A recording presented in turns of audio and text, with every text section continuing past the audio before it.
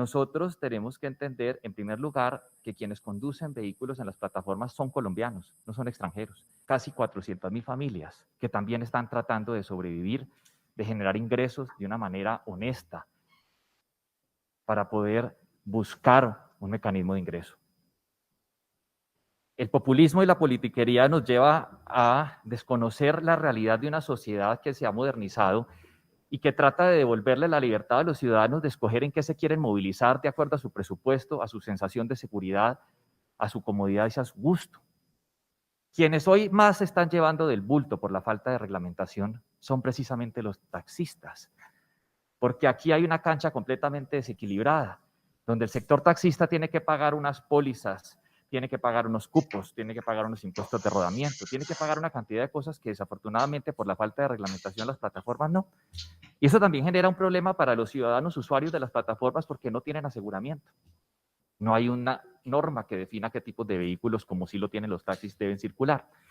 Entonces, decir mentiras o falacias alrededor de la reglamentación, que porque esto va a acabar con el taxismo, no, el taxismo lo está acabando la falta de reglamentación. Y es la reglamentación la que busca proteger precisamente el derecho al trabajo de esas familias conductoras de las plataformas y el derecho al trabajo en igualdad de condiciones de los taxistas. Hoy su cupo se está desvalorizando porque cada vez más entran plataformas y van a seguir entrando, adaptándose a la realidad tecnológica, como ha pasado en todas partes, y siguen en una cancha desequilibrada. Aquí lo que estamos buscando es proteger el patrimonio incluso de ellos. Y yo le digo una cosa a compañeros. Miren, hoy un taxista no propietario tiene que entregar su vehículo lavado, tanqueado, con el poco producido que le deja al día. No tiene derecho ni cómo acceder a su propio patrimonio porque no tiene cómo pagar el cupo, pero sí tiene cómo pagar el taxi seguramente. Porque usted se consigue los 40 millones de pesos para el taxi, los 50 millones de pesos. Usted no consigue los 100 para el cupo. Y hoy ellos están sometidos a unos vejámenes terribles y cuando nosotros desmontamos ese sistema obsoleto de cupos, se le paga la inversión, se le entrega ese valor a quienes ya invirtieron en él, que es la compensación, se compensa, es el término correcto de ese cupo, porque hay que entender que el Estado creó una distorsión gigantesca cuando creó ese modelo obsoleto y se le devuelve ese dinero a estas personas que sé que han hecho un esfuerzo gigantesco por trabajarlo y pueden tener de regreso esa compensación, pero adicionalmente a eso van a poder continuar con su vehículo funcionando, protegiendo su patrimonio, porque yo reconozco aquí en los taxistas gente valiente, honesta, trabajadora, que han dado educación a sus hijos y a sus hijas, que han creado familias, se han comprado sus casas con su trabajo honesto. Aquí no nos pueden someter, como lo está tratando de hacer el representante, a un odio de clases. Estamos cansados de esa polarización, de ese enfrentamiento de unos contra los otros. Esto no es de unos contra los otros, esto es por los ciudadanos, por favor. Es el ciudadano el centro del debate de esta discusión. Es el que tiene que estar protegido, es el que tiene que tener una seguridad en que se monta y proteger ese patrimonio. Entonces yo aquí estoy diciendo que lo que se está haciendo es proteger eso para que un taxista no propietario, hoy sin esa distorsión del sistema de compensación de cupos, pueda tener su vehículo y ponerlo a rodar, pagando el crédito del vehículo porque no tiene con qué pagar el cupo. ¿Cuántos taxistas no propietarios son? Muchos más de los propietarios. Y a los propietarios se les entrega esa compensación de cupos. Entonces aquí lo que hay que hacer es modernizar las normas, porque es que cuando uno se opone a esa realidad, pues resulta en un análisis muy simple. El representante habla de que es que son multinacionales. No, aquí el proyecto es claro, se tienen que crear en Colombia, tienen que tributar en Colombia las mismas condiciones que tienen que tributar las compañías de taxi colombianas. Pero adicionalmente estas tecnologías les permite tributar además sobre la tarifa, lo que no hace el otro sector, pero no importa. Y yo creo que presentar una proposición de archivo es cerrarle la oportunidad a los ciudadanos de esa libertad que tienen de escoger en qué se quieren movilizar, el derecho de los conductores, de las familias, de los propietarios de las plataformas, de los vehículos que ruedan en plataforma también de trabajar. Es que harían ver como satanizando uno. Esto no es ni contra los taxistas, como dice el representante, ni en contra de los conductores de plataformas. Es por los ciudadanos que merecen el derecho a escoger. Y esto me acuerda a mí, oyendo esa discusión que hace el representante hombre, en su momento cuando el teléfono de discado o el momento cuando eran los vehículos de tracción animal.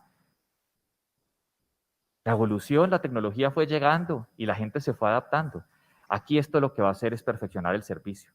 Cuando estas situaciones se equilibren, El ciudadano se va a ver beneficiado de un buen servicio, de unas buenas tarifas y de una competitividad. El Estado no puede ser cómplice de un monopolio, porque llegaron otras formas de competir y las normas hay que actualizarlas. Nuestro trabajo está precisamente para actualizar esas normas.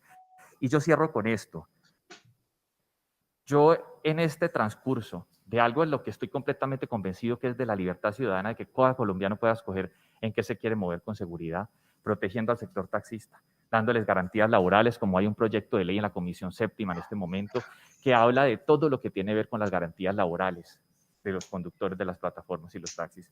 Pero quiero decir que aquí hay algo que a mí me resulta bien particular y es, esto me ha costado amenazas a mí, amenazas contra mi vida.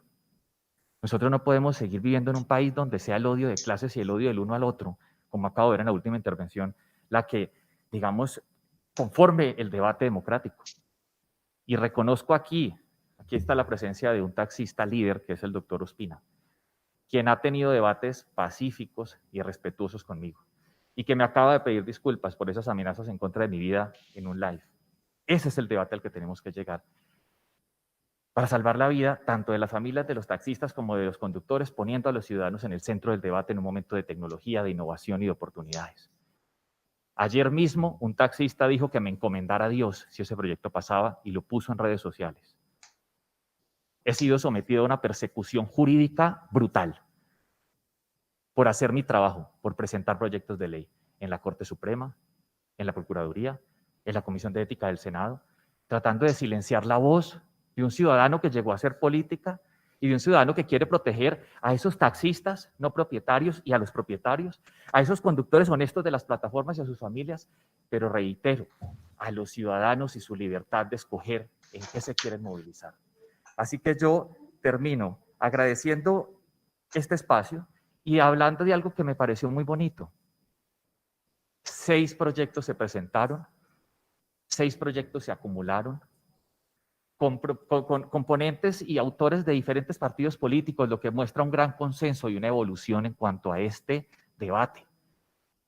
Y no puede decir el representante que es que esto no se hizo con la información adecuada porque insulta la capacidad de los equipos de trabajo que han trabajado en estos proyectos. Se han realizado amplias reuniones, están grabadas en internet. Aquí los taxistas que están detrás mío saben porque fueron a varias de esas reuniones. Y conversamos, y esto se puede mejorar. El debate democrático parte de la base de eso, de alimentar los proyectos, de meter proposiciones, de decir qué les preocupa. Y esto es lo que se hizo, una ponencia que además costó mucho tiempo. Estos son 2 años de trabajo y que incluye todo lo necesario para garantizar, proteger el capital del taxismo, para garantizar que los no propietarios tengan su derecho a tener su propio patrimonio y para defender a las familias propietarias o conductoras de esas plataformas para que puedan tener derecho a tener un ingreso. Pues que a ustedes les parece que casi 300.000 familias que están sacando sus hijos adelante de esas plataformas no tienen derecho. Y hay taxistas buenos y malos, y hay conductores de plataformas buenos y malos. Pero por favor no satanicemos, no odiemos, no dividamos más. Trabajemos hacia la construcción de un proyecto de ley que los beneficie a todos, como lo han hecho más de 150 jurisdicciones en el mundo. Siempre poniendo al ciudadano en el centro del debate, protegiendo el patrimonio de todos los que están involucrados aquí y sacando una reglamentación eficiente, moderna, eficaz y que le sirva a todos, pero sin odios, sin politiquería, porque aquí podemos llegar a acuerdos. Logramos llegar a un proceso de paz tan complicado y un conflicto de 50 años, y yo todavía no puedo creer que no seamos capaces de ponernos de acuerdo sobre la reglamentación de una realidad económica que hoy afecta más a los taxistas por su falta de reglamentación que a cualquier otra parte de este debate.